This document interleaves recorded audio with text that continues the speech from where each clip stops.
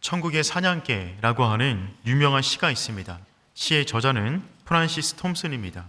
이분은 1859년 의사인 집안에 태어나서 그도 역시 의사가 되기를 원했습니다. 하지만 최종 시험에 불합격하여서 크게 좌절하게 됩니다. 그 이후에 자신의 진로를 시인, 작가가 되는 것으로 결정합니다. 이를 위해서 영국 런던으로 홀로 오게 되는데 와 보니까 삶이 녹록치 않았습니다. 그 가운데 결국 아편에 손을 대게 되고 거리의 불황자로 떨어지게 됩니다. 그 가운데 그는 카톨릭 편집장으로 근무하고 있었던 윌프리드 메이넬을 만나게 돼요. 그래서 메이넬 부부의 도움을 통해서 집을 얻고 옷을 얻고 음식을 제공받으며 그 안에서 다시 한번 신앙으로 회복되게 됩니다. 그 와중에 지은 시의 내용이 무엇이냐면 천국의 사냥개라고 하는 시가 됩니다. 굉장히 긴 시의 내용인데 짧게 요약하면 다음과 같은 내용이 됩니다. 제가 한번 읽도록 하겠습니다. 나는 그에게서 도망쳤네. 밤에도 낮에도 나는 그에게서 도망쳤네. 수많은 세월 동안을 나는 그에게서 도망쳤네. 내 마음속에 미군 같은 길로 슬픔 속에서도 그를 피해 숨었다네. 나를 따라오는 추적해오는 그 힘찬 발소리, 그러나 서두르지 않고 흐트러지지 않는 걸음걸이, 장엄한 긴박감으로 한 목소리가 두드린다. 발소리보다 더 긴박하게 내가 나를 배반하기에 모든 것이 너를 배반한다. 내가 내게서 너의 모든 것을 가져감은 너를 해롭게 하려는 것이 아니라 다만 내가 그 모든 것을 내 품에서 찾게 하려는 함이었다. 내가 어린아이 같은 생각으로 잃어버렸다 여긴 모든 것을 나는 내 집에 쌓아 두었노라. 일어나라, 내 손을 꼭 잡고 가자. 내 곁에서 멈추네 그 발자국 소리. 아, 어리석고 눈멀고 연약한 자여, 내가 바로 내가 찾는 자이니라. 천국의 사냥개, 이 표현은 하나님을 의미하는 내용입니다. 표현이 조금 과격하지만 절대로 우리를 포기하지 않는 하나님의 성품을 잘 묘사한 시라고 할 수가 있습니다. 하나님은 우리를 추격하십니다. 우리를 절대로 포기하지 않으십니다. 지금도 여러분을 찾아오시는 그 힘찬 발소리를 들을 수 있는 오른의 성도 되기를 축복합니다. 오늘 본문은 추격자이신 하나님을 굉장히 잘 묘사하고 있는 성경 본문이라고 할 수가 있습니다. 사울은 자기 열심에 도취되어 질주하는 인생을 살았습니다. 예수 믿는 사람을 붙잡기 위해서 다메섹까지 따라가는, 달려가고 있는 사울을 보게 됩니다. 하지만 정작 사울이 그곳에서 예수 믿는 사람을 잡은 것이 아니라 그가 예수께 붙잡히게 됩니다. 그 순간에 사울은 바울이 되고 초대교회 역사는 다시 한번 큰 새로운 전환을 맞이하게 됩니다. 사울이 예수님에게 붙잡힌 사건은 한 개인의 사건이지만 동시에 여기 앉아 계신 모든 분들의 사건이 됩니다. 왜냐하면 우리 역시 우리를 추적해 오시는 그 하나님의 사랑으로 말미암아 붙잡힌 바 되어서 이 자리에 앉아서 예배하는 성도로 변화되었기 때문에 그렇습니다. 여러분, 그렇습니다. 하나님은 우리를 추격하십니다. 우리를 찾아와 우리를 향한 하나님의 끝없는 사랑을 늘 우리에게 말씀해 주시는 거죠. 오늘의 이 예배 현장이 우리 가운데 새롭게 다가온 다메섹이 되기를 축복합니다. 절대로 포기하지 않는 그 하나님의 사랑을 우리가 이 시간 경험하는 복된 예배 되었으면 좋겠습니다. 첫 번째, 오늘 성경의 말씀이 우리에게 전달해 주는 가장 분명한 메시지는 무엇이냐면 하나님은 호련히 찾아오신다는 것입니다. 우리 1절과 2절 말씀 함께 읽어보겠습니다. 사울이 주의 제자들을 대하여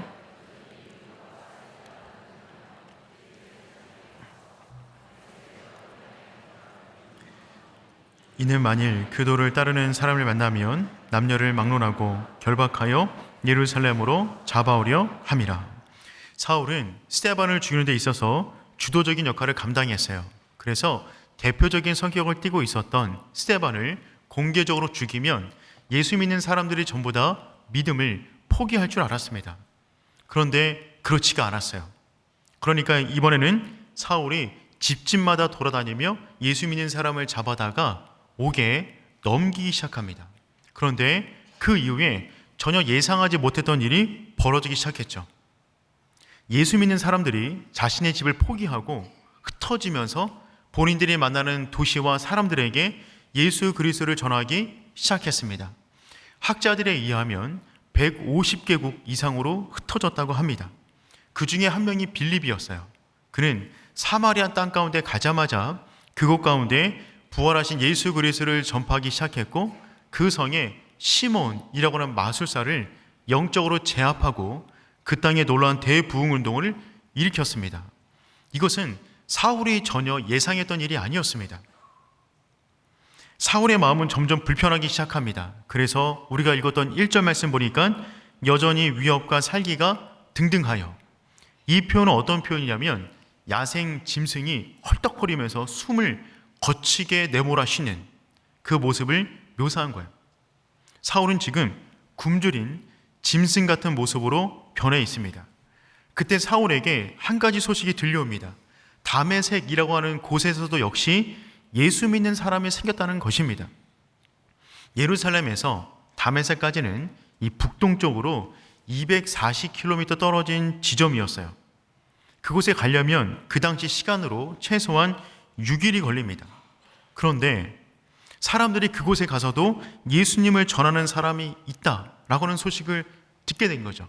그래서 사울은 이제 예루살렘에 있는 집집마다 돌아다니며 예수 믿는 사람들을 잡는 그 열정을 뛰어넘어 이제 전 세계를 돌아다니며 예수 믿는 사람들을 잡아다가 예루살렘에 끌고 와서 옥에 넘기려 합니다. 이 일을 위해서 대제사장을 찾아가 그 일을 할 수 있는 허가증을 받아내요. 공식적인 문서를 들고 잡아야 할 사람들의 명단을 정리한 다음에 그곳으로 달려가는 것입니다.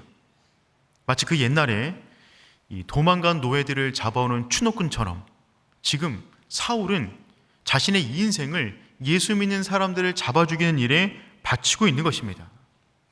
여러분, 사울은 왜 이렇게까지 분노하는 것입니까? 왜 사울은 자기 인생을 살지 않고 왜 이렇게까지 예수 믿는 사람들을 잡아들이기 위해서 혈안이 되어 있는 것입니까? 분노라고 하는 감정의 기본적인 메커니즘은 무엇이냐면 나는 맞고 너는 틀리다는 것입니다. 그 가운데 분노가 일어나는 것입니다. 나는 맞고 너는 틀린데 나의 맞음을 주장하기 위하여 우리가 쓰는 감정 표현이 무엇이냐면 분노입니다. 더 크게 분노할수록 자기가 더 옳다는 것이 증명되는 것처럼 여겨지는 것이죠. 사울은 자신의 인생을 지금 지키려 하는 것입니다.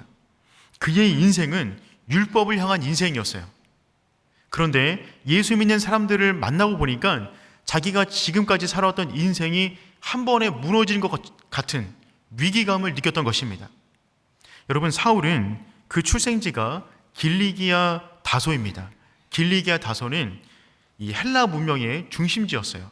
즉 그는 흩어져 있는 유대인이었습니다. 그런데 그곳에서 헬라 문화와 유대 문화를 동시에 익힌 사람이었습니다. 그는 또한 로마 시민권을 지니고 있었어요. 당시에 로마 시민권을 지니고 있었다는 것은 굉장한 특권층의 사람이다는 것을 말합니다. 그의 집안은 대대로 엄격한 바리새파 집안이었습니다. 그곳에서 엄격한 어릴 적부터 율법의 훈련을 받고 자랐어요. 그 이후에 성인이 되어서는 예루살렘으로 유학을 오게 됩니다. 유학에 와서 가말리엘이라고 하는 사람의 밑에 들어가 그 밑에서 율법을 공부하게 돼요. 이 가말리엘은 힐렐 학파라고 하는 유대 학파 가운데 수장이었는데 그 힐렐 학파는 어떤 학파냐면 굉장히 엄격하고 보수적인 율법을 가리키는 학파였어요. 그래서 이들은 성경에서 말하는 율법을 지키는 것쯤은 너무 쉬워서 그들 스스로 더 많은 율법들을 만들어내어서 스스로 엄격하게 지키며 살아갔던 사람들이었습니다. 즉 율법을 목숨처럼 여겼어요. 그런데 예수 믿는 사람들을 보니까 그 모든 것이 무너질 것 같은 느낌을 받았던 것입니다. 그래서 사울 입장에서는 그들을 더 이상 가만히 두고 볼 수가 없게 된 것이죠. 자신의 세계를 무너뜨리려고 하는 예수 믿는 사람들을 잡아다가 옥에 가둬야만 자기 인생을 세울 수 있다고 생각했던 것입니다. 그렇게 그는 예수 믿는 사람들을 잡기 위해서 240km 떨어진 그 지점까지 달려가기 시작합니다. 그리고 일주일쯤 가서 이제 눈앞에 다메섹 성을 들어가기에 바로 앞을 두고 있는 그때에 어떤 일이 벌어지냐면 하늘에서 큰 빛이 그를 덮쳤어요. 우리 3절 말씀 읽어볼까요? 사울이 길을 가다가 다메섹에 가까이 이르더니 호련히 하늘로부터 빛이 그를 둘러 비추는지라. 아멘. 호련히는 갑자기죠. 예상하지 못한 때에, 즉 자신이 계획하지 않은 그때에 큰 빛이 그를 덮친 것입니다. 여러분, 오순절 다락방 가운데 호련히 성령이 다락방 가운데 임했듯이 그 다메섹 하늘을 뚫고 호련히 하나님이 그의 인생 가운데 들어오기 시작한 것입니다. 강렬한 빛 가운데 쬐게 되었어요. 그 빛 가운데 사울은 땅바닥에 엎드릴 수밖에 없었습니다. 그 빛은 창세기 1장 가운데 등장하는 창조의 빛이에요. 그 창조의 빛을 쐬기 시작하면 우리 인생은 리셋됩니다. 지금까지 자기가 세워왔던 모든 인생이 한순간에 무너지고 무가치해 보이고 아무것도 아닌 것처럼 다가오며 자신의 인생이 완전히 텅 빈 것 같은 느낌을 받게 되는 거죠. 그런데 그 순간에 진짜 세계의 실체를 보게 되는 것입니다. 살아계신 예수 그리스도와 만나게 되는 거예요. 그 순간에 사울은 스데반이 인생의 마지막에 보았던 열린 하늘을 보게 되며 예수 그리스도 그분을 보게 되는 거예요. 스데반이 보았던 주님을 만나게 된 것입니다. 즉 스데반이 죽어가면서 말했던 그 모든 것은 사실이었어요. 스데반의 죽음을 주도했던 사울 입장에서는 굉장히 충격적인 사건입니다. 그 순간에 스데반이 마지막에 드렸던 기도가 사울에게 응답된 거예요. 스데반의 마지막 기도는 무엇이었죠? 사도행전 7장 60절입니다. 읽어보겠습니다. 무릎을 꿇고 크게 부르질러 이르되 아멘. 여러분, 스데반을 마지막에 이 죄를 그들에게 돌리지 마옵소서라고 기도했어요. 여러분, 하나님은 그 기도를 받으신 거예요. 그래서 그 일을 주도했던 사울에게 죄를 물으신 것이 아니라 그를 다시금 찾아오셔서 그를 용서하시고 스데반을 이어 복음을 전파할 사도로 그를 세우시는 것입니다. 여러분, 그 호련히 찾아오시는 그 하나님을 만날 수 있는 오른의 모든 성도 되기를 축복합니다. 그 호련히는 무엇이냐면 전혀 예상하지 않은 순간가운데 찾아오신 하나님이세요. 내 계획과 상관없이 내가 세워놓은 계획이 있는데 그 모든 계획이 무너진 그 순간에, 강렬한 빛이 쬐어서 더 이상 앞이 보이지 않는 그 순간에, 내 인생이 여기서 끝이다 여겼던 그 순간에 호련히 찾아오신 예수님이십니다. 성경을 보면 수많은 사람들이 자신의 계획이 끝난 것 같은 그 순간에 호련히 찾아오신 예수 그리스도 하나님을 만났습니다. 이사야가 그러했고 예레미야가 그러했고 에스겔이 그러했어요. 여러분, 또한 복음서 가운데 내가 원치 않았으나 내 인생 가운데 호련히 찾아온 수많은 아픔을 겪고 있는 그 사람들에게 예수님이 호련히 찾아가셨습니다. 수가성 여인이 그랬어요. 삭개오가 그랬어요. 12해째 혈류증을 앓고 있는 여인 역시 그러했습니다. 우리 역시 마찬가지입니다. 내가 계획하지 않았는데 나에게 훅 찾아온 수많은 아픔들이 있습니다. 갑자기 찾아온 질병, 사업의 위기, 자녀의 탈선, 내면 무너지는 나의 내면 등을 바라보았을 때 여러분, 우리 역시 그 순간에 호련히 찾아오시는 예수님이 필요한 시간인 줄 믿습니다. 그 주님을 만나야 우리 영혼이 다시 한번 세움을 받을 수가 있는 거예요. 저 역시 그러한 경험이 있습니다. 고등학교 때 정말 의지와 뜻을 세워서 신학을 공부하겠다고 다짐했어요. 제 삶 가운데 가장 큰 뜻을 품고 세운 저의 의지였습니다. 그런데 저의 의지를 가지고 신학교에 들어가서 공부하던 중에 그 의지가 바닥에 났습니다. 한 학기를 채 지나기 전에 제 의지는 전부 다 꺾이게 되었어요. 부름받은 것 같지도 않고 저의 길이 아닌 것 같기도 하고 굉장히 힘든 한 학기를 보냈습니다. 그 가운데 오랫동안 고민한 다음에 신학을 포기하기로 마음을 먹었어요. 그런데 제가 당장 그만둘 수는 없으니까 한 학기는 마쳐야 돼가지고 한 학기만 마치고 그만두자는 마음으로 한 학기를 그냥 보내고 있는데 이제 거의 한 학기가 끝나가는 그 시점에 수요예배가 있었습니다. 학교에서 진행되는 수요예배였는데요. 그때 그냥 의무감에 들어갔어요. 그냥 앉아 있는데 찬양 인도하시는 인도자께서 갑자기 다 같이 일어나서 찬양하자고 말씀하셨습니다. 굉장히 짜증났습니다. 앉아서 하고 싶었는데 일어나 세우니까 마음이 불편했어요. 근데 그때 빠른 찬양을 부르기 시작했습니다. 그 찬양의 공명이 기뻐하며 왕께 노래 부르리라고 하는 찬양이었어요. 박수하며 찬양하자고 또 말씀하셨어요. 그래서 그냥 이렇게 하면서 그냥 입만 뻥긋뻥긋 거리고 있었는데 그때 후렴 부분이 뭐냐면 나의 창조자, 나의 구원자, 나의 귀한 나의 예수님 찬양합니다 라고 하는 가사가 있어요. 그 가사를 부르려고 하는데 갑자기 밀폐된 공간 가운데 큰 바람이 저에게 덮치는 느낌을 받았어요. 제 머리카락이 휘날리는 느낌을 받았고 제 온몸에 털이 바짝 서는 느낌을 받았습니다. 그 순간 찬양이 끝날 때까지 서서 계속 울었어요. 그리고 깨달음이 왔어요. 나의 의지로는 안 되는구나. 나의 창조자, 나의 구원자, 나의 귀한 예수님의 은혜가 아니면 안 되는 거구나 는 것을 그 순간에 깨달았어요. 그리고 그 이후로도 제 마음 가운데 어떠한 일이 있을 때마다 혹은 특별한 어떤 은혜가 필요할 때마다 그러한 느낌은 계속해서 받고 있습니다. 하나님은 각 사람에게 다르게 역사하시는데 저에게 역사하시는 하나님은 그런 식으로도 찾아와 주세요. 여러분, 하나님은 지금도 여러분의 인생을 호련히 찾아오십니다.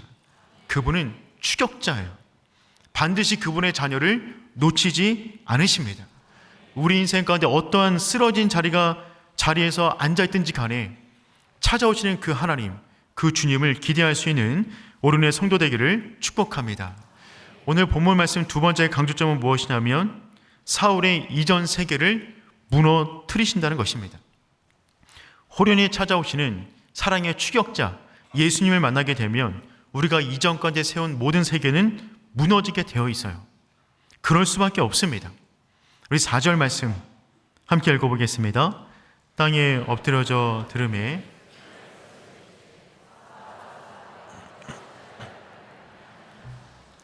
하늘에서 임한 큰 빛으로 인해 사울은 땅에 엎드려져 있어요.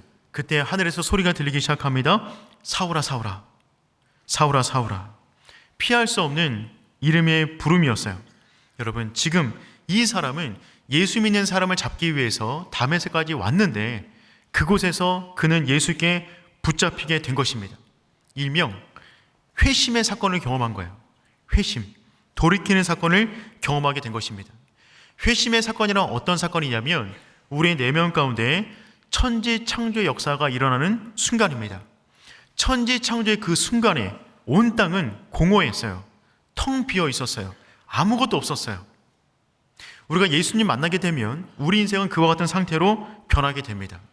그 전에 우리가 보았던 세계가 무너지고 새로운 세계가 보여지기 시작하는 거예요.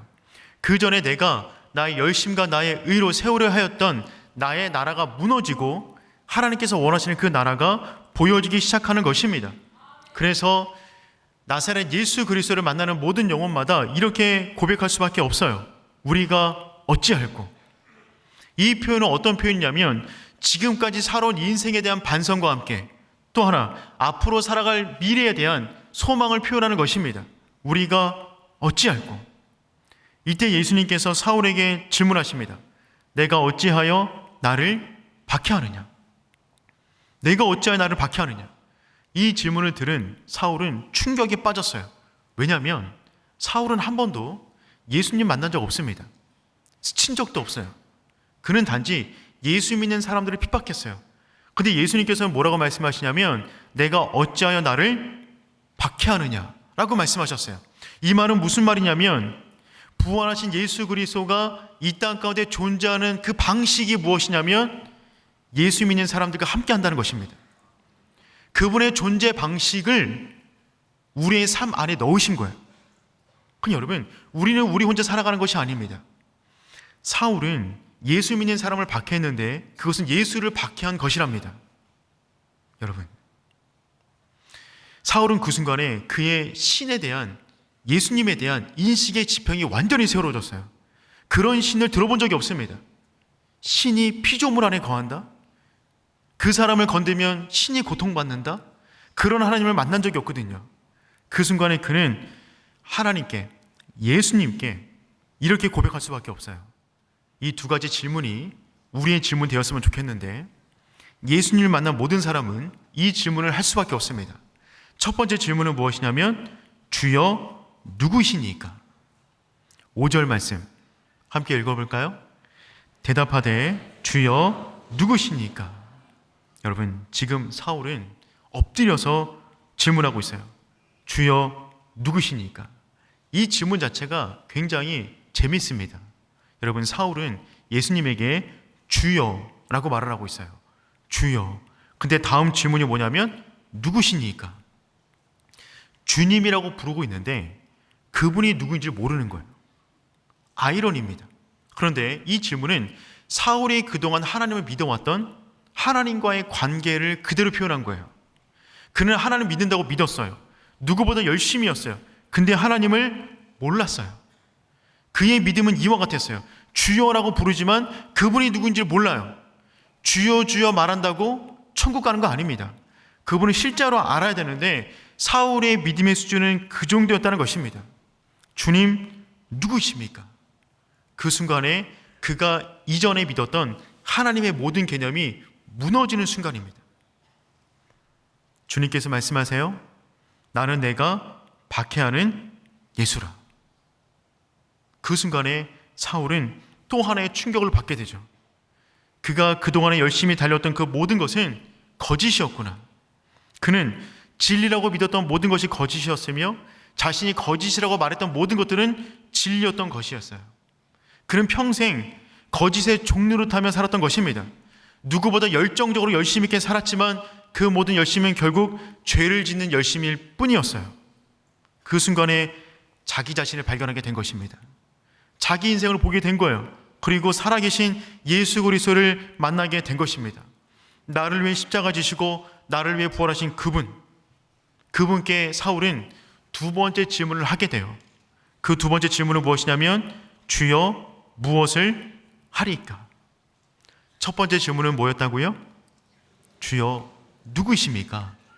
그분을 알게 되면 우리는 반드시 두 번째 질문을 할 수밖에 없어요. 주여 무엇을 하리까? 사울은 사도행전 전체 가운데 자신이 예수님 만난 이 장면을 3번 언급하는데 사도행전 22장을 보면 이 장면을 보다 자세하게 언급하고 있습니다. 우리 사도행전 22장 10절 말씀 함께 읽어보겠습니다. 내가 이르되 주님 무엇을 하리이까?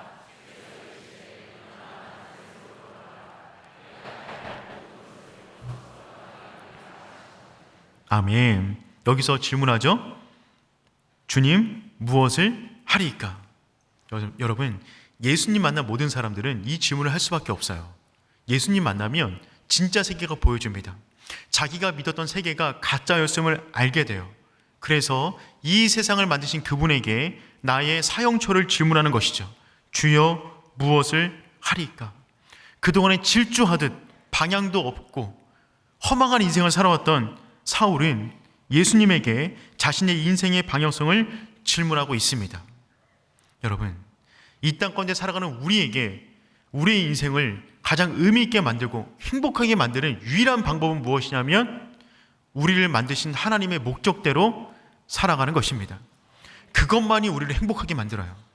그것만이 우리 인생을 의미 있게 만들어요. 여러분, 한 주간 동안 살아오시면서 여러분 어떤 의미 있는 일들을 하셨습니까? 어떻게 보면 그 모든 시간들은 무의미하게 느껴질 수 있어요. 그런데 무의미하게 흘러가는 이 시간 가운데 우리의 인생을 의미 있게 건져내는 모든 것은 우리를 지으신 하나님의 목적대로 살아가는 그 순간인 줄 믿습니다. 그래서 우리는 반드시 이 질문을 드려야 되는 것이죠. 주여, 내가 무엇을 하리이까? 그걸 발견하셔야 됩니다. 제가 좋아하는 동화 가운데 토끼와 거북이가 있어요. 여러분도 아세요? 토끼와 거북이가 경주를 합니다. 그러면 누가 이기죠? 무조건 토끼가 이깁니다. 현실은 그렇게 호락호락하지 않습니다. 여러분, 경주하면 무조건 토끼가 이기는 거죠. 거북이가 화가 나서요. 그래서 다이어트를 시작합니다. 살을 빼기 시작해요. 그리고 열심히 마라톤을 준비합니다. 열심히 달리기 연습을 했어요. 다시 한번 도전합니다. 그러면 누가 이기죠?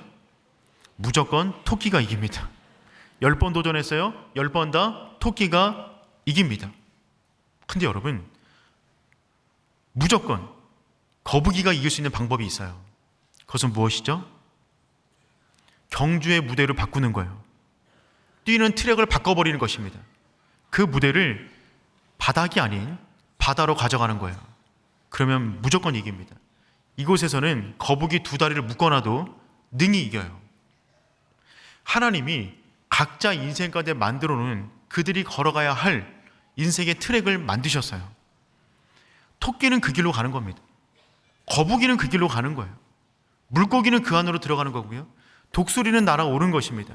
그 안에서 하나님이 만드신 목적대로 살아가야 그 인생 가운데 분명한 의미가 있는 것이죠. 사랑하는 오른교회 성도 여러분, 주여 무엇을 하리이까? 주님, 내가 어느 트랙으로 달려가야겠습니까? 내가 남은 인생 어떻게 살아야겠습니까? 그 질문에 답을 얻을 수 있는 귀한 성도 되기를 축복합니다. 세 번째, 오늘 본문이 강조하는 바는 무엇이냐면 하나님은 새로운 세계를 보여주신다는 것입니다. 우리 9절 말씀 읽어볼까요? 사흘 동안 보지 못하고 먹지도 마시지도 아니하니라. 그렇게 기세등등하게 다메섹에 입성하려고 했던 사울은 시력을 잃어버립니다. 그래서 가장 무기력한 사람의 모습으로 누군가의 손에 이끌려 그 안으로 들어가게 돼요. 그 3일 동안 사울은 온 세상을 보지 못합니다. 암흑이었어요. 3일 동안 아무것도 먹지 않습니다. 그리고 기도 가운데 들어갔어요. 그의 인생 가운데 가장 진실되고 깊이 있는 기도의 세계로 들어간 것입니다. 세상의 힘을 얻을 수 있는 모든 음식을 끊고 세상을 볼 수 있는 모든 시력을 잃어버린 그 상태에서 그는 오직 하나님, 예수님, 그분에게만 집중하며 끊임없이 기도하고 있는 거예요. 이 3일은 그가 그동안에 세워왔던 인생이 무너지고 새로운 빛을 보기 위해서 준비하는 시간이었습니다. 이 3일은 아브라함이 아들을 호렙산 가운데 번제로 올려드리기 위해서 걸어가던 그 3일이에요. 이 3일은 요나가 물고기 뱃속에 있었던 그 3일이에요. 이 3일은 예수님이 십자가 지시고 부활하기 전에 그 3일입니다. 자기가 사라지고 새로운 빛을 기다리는 시간이 되는 것이죠. 그리고 그 3일은 사울에게 있어서 그가 자랑스럽게 여겼던 가문이 무너지고 자랑스럽게 여겼던 학벌이 무너지고 그의 화려한 미래의 계획이 무너지는 순간이었어요. 그 모든 것이 무너지자 예수 그리스도 그분에 대한 새로운 감각, 믿음이 올라오기 시작합니다. 그때 예수님은 아나니아를 준비하셨어요. 우리 10절 말씀 읽어보겠습니다. 그때에 밤에 있을게 주께서 환선 중에 불러 이르시되 아나니아야 하시거늘 대답하되 주여 내가 여기 있나이다 하니. 여러분, 다메섹에 아나니아라고 하는 제자가 있었습니다. 교회 전승에 의하면 아나니아는 예수님의 제자 70인 중에 한 명이었다가 이후에 다메섹에 와서 교회를 세운 그 지역의 첫 번째 감독이었다고 말을 합니다. 아마 사울이 다메섹에 가서 예수 믿는 사람을 잡았기를 원했을 때 그가 만들어 놓은 블랙리스트 가운데 가장 첫 번째는 아마 아나니아라고 하는 이름이 있었을 것입니다. 그런데 지금 예수님께서는 아나니아에게 사울을 찾아가라고 합니다. 그러니까 아나니아가 너무 놀라는 거예요. 그래서 예수님이 뭔가 잘 모르시는 것 같아서 사울에 대해서 예수님에게 알려드립니다. 우리 13절, 14절 말씀 읽어볼게요. 아나니아가 대답하되 주여 이 사람에 대하여 내가 여러 사람에게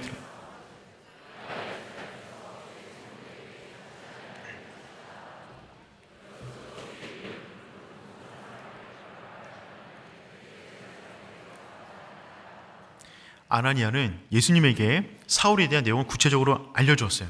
이미 사울이 다메섹에 온다는 소문이 이미 퍼졌고 그곳에 있는 성도들은 긴장하고 있었습니다. 그런데 예수님께서는 다 알고 계셨죠. 그리고 아나니아에게 계속 말씀하십니다. 가라. 그리고 내가 그에게 할 일을 너에게 알려주겠다. 즉 사울의 두 번째 기도가 무엇이었냐면 주여 내가 무엇을 하리이까? 그 답을 예수님이 직접 말씀하신 것이 아니라 아나니아의 입술을 통해서 사울에게 알려주시는 거예요. 그 내용이 뭐냐면 15절입니다. 읽어보겠습니다. 주께서 이르시되 가라, 이 사람은 내 이름을 이방인과 임금들과 이스라엘 자손에게 전하기 위하여 택한 나의 그릇이라. 아멘. 사울은 이제 그의 인생의 사용처를 찾았어요. 그의 인생은 그가 그동안에 세워왔던 그런 같은 삶을 담아내는 것이 아니라 이방인을 위한 복음의 그릇으로 쓰임받는 것입니다. 그래서 15절 말씀을 보니까 이 사람은 내 이름을 위하여, 첫 번째가 이방인과 임금들과 이스라엘 자손입니다. 그는 첫 번째 이방인의 사도가 되어 그 땅까지 나아가 복음을 전하는 하나님의 도구가 되었던 것이죠. 그가 이전에 준비했던 인생은 자기의 인생을 세우는 것이었어요. 그것은 전부 다 무너졌습니다. 하지만 하나님은 그 무너진 퍼즐들을 다시 짜 맞춰서 새로운 하나님 나라를 위한 도구로 사용하시는 거예요. 헬라 문화에 정통했던 사울을 통하여 헬라 지역 가운데 이방인 선교를 위한 도구로 쓰십니다. 가말리엘 문화 가운데 엄격하게 배웠던 율법에 대한 논증을 배웠는데 그것을 통해서 복음을 전하고 복음을 기술하게 되는 것이죠. 로마 시민권을 가진 자답게 어느 나라든 들어가서 복음을 전하는 복음의 일꾼이 되었던 것입니다. 그 안에 있는 240km를 뛰어오는 그 열정을 활용하셔서 3차 선교 여행의 주인공으로 그를 사용하신 것입니다. 그를 새롭게 빚으시는 거예요. 또한 예수님은 사울을 향한 또 하나의 계획을 말씀하시죠. 우리 16절 말씀 읽어보겠습니다. 그가 내 이름을 위하여 얼마나 내가 그에게 보이리라 하시니. 아멘. 여러분, 이제 사울은 예수 믿는 사람을 핍박했던 사람에게서 예수님 때문에 핍박을 받아야 되는 사람으로 변화하기 시작합니다. 사도행전 13장부터 마지막 장 28장까지 전체 내용이 사울이 이제부터 이방 땅까지 나아가서 복음을 전하는 내용인데, 그 복음의 내용과 함께 사울이 받았던 고난의 이야기가 함께 기록이 되어집니다. 여러분, 사울이 복음을 전하면서 맞은 채찍질, 다른 거 다 빼고 채찍질만 총 5번이었어요. 40에 하나 감안 39대를 맞는 것입니다. 그냥 채찍이 아니라 앞에 뾰족한 게 달려있는 채찍이에요. 맞으면 살이 찢겨집니다. 그것을 5번 맞았어요. 맞은 횟수만 195번입니다. 그거 맞고 살아남은 게 기적이에요. 돌에 맞고 낭떠러지 떨어지고 사람들이 짓밟히고, 그는 이제 자신의 인생이 무너졌고 새로운 나라를 바라본 사람답게 그 나라 위에 살아가는 하나님의 사람이 되었던 것입니다. 아나니아가 기도하자 그의 눈에서 비늘 같은 것이 벗겨졌어요. 이전 세계가 아니라 새로운 세계를 보게 된 것입니다. 그는 이제 진짜 세상을 바라보게 되었어요. 진짜 세상을 바라보았더니 진짜 인생을 살게 되는 것이죠. 여러분, 우리 인생 가운데 눈에서 비늘 같은 것들이 벗겨지는 축복이 있기를 축복합니다. 이건 너무나 중요해요. 여러분, 지금 우리가 보고 있는 것이 이 땅의 전부가 아닙니다. 여러분, 보이지 않지만 현미경을 통해서 보면 더 미세한 것들, 여전히 있는 미세한 것들을 볼 수가 있어요.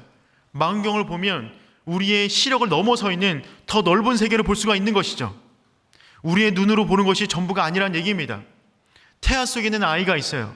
그 아이에게 우주는 어머니의 자궁이에요. 하지만 그것이 진짜 세계는 아니죠. 10개월 후에 나오면 진짜 세계를 보게 되는 것입니다. 우리 역시 마찬가지예요. 이 땅의 진짜 세계를 보기를 원한다면 성경의 렌즈를 통하여 이 땅을 바라봐야 됩니다. 그때 보여지는 세계가 진짜 세계예요. 사울은 이제 진짜 세계를 보게 되었어요. 그는 예수 믿는 사람을 핍박하는 사람이었지만 여전히 추격하시는 예수 그리스도의 그 놀라운 사랑에 굴복하게 됩니다. 그래서 그는 평생 이제 예수 위에 살아가는 사람이 되는 것이죠. 저와 여러분이 그런 인생 살기를 소망합니다. 우리 시편 23편 6절 말씀 우리 마지막으로 한번 읽어보도록 하겠습니다. 내 평생에 선하심과 인자하심이 반드시 나를 따르리니 내가 여호와의 집에 영원히 살리로다. 아멘. 내 평생에 선하심과 인자하심이 반드시 나를 따르리니, 이 따르다라고 하는 이 표현이 뭐냐면 라다프라는 뜻인데, 이 말은 무슨 말이냐면 사냥개가 먹이감을 쫓는 추격자의 모습을 표현하고 있는 거예요. 우리의 인생 추격자 되시는 하나님의 인자와 그 사랑이 사냥개처럼 우리를 평생 따라다니는 줄 믿습니다. 여러분, 그 사랑이 사울도 따라갔어요. 그 사랑이 여러분도 따라가고 있습니다. 우리 인생 가운데 무너진 경험 할 수 있습니다. 온 세상이 깜깜해진 듯한 경험을 할 수도 있어요. 그래서 내가 지금까지 준비한 모든 것이 정말 아무 의미 없는 것처럼 느껴지는 그 순간 있을 수도 있습니다. 하지만 여러분, 그 순간에 그 주님이 우리를 찾아오십니다. 그 주님을 기대하십시오. 그리고 주님께서 원하시는 그 일, 내가 무엇을 하리이까? 주님께서 말씀하신 그 일 가운데 우리 인생을 함께 담을 수 있는 저와 여러분 되기를 축복합니다. 우리 함께 찬양하겠습니다. 주님 보좌 앞에 나아가 참된 안식과 기쁨 나누리겠네. 경배하며 주의 얼굴 구할 때 진실하신 주님 찬양. 우리 주님 보좌 앞에 나아가 주님 보좌 앞에 나아가 참된 안식과 기쁨 나누리겠네.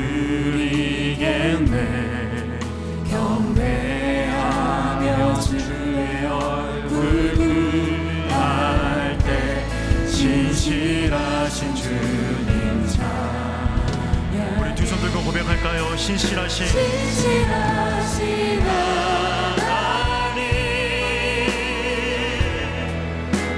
신실하신 주,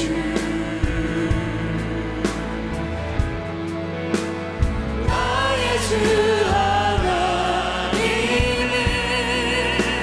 신실하신 주님, 신실하신 하나님, 신실하신 주,